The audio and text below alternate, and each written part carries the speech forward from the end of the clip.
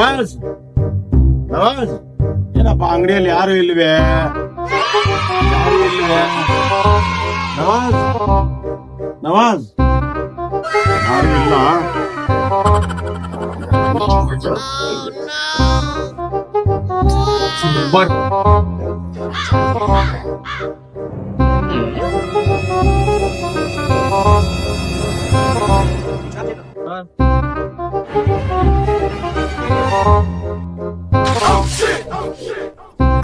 ಅದೇ ಬಾಸಮೆ ಸರ್, ಬಾಸಮೆ ಏನ್ ಬೇಕಾಗಿತ್ತು?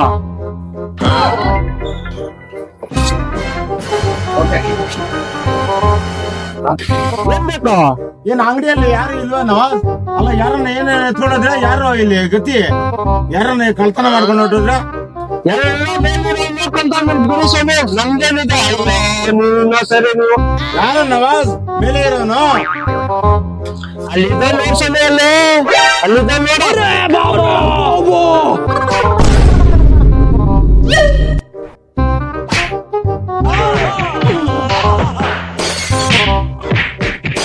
ಸನ್ನೆ ನಾವ್ ಇಟ್ಕೊಂಡು ಈ ತರ ಮಾಡೋದ್ ನೀವು.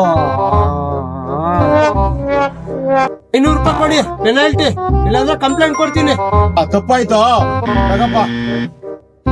ಸನ್ನೆ ಈ ತರ ಎಲ್ಲ ಮಾಡ್ಬೇಡಿ ಇನ್ನೊಂದ್ಸತಿ, ಇವಾಗ ಹೇಳಿದೀನಿ. ಇದೊಂದೇ ಗಟ್ಟಿ.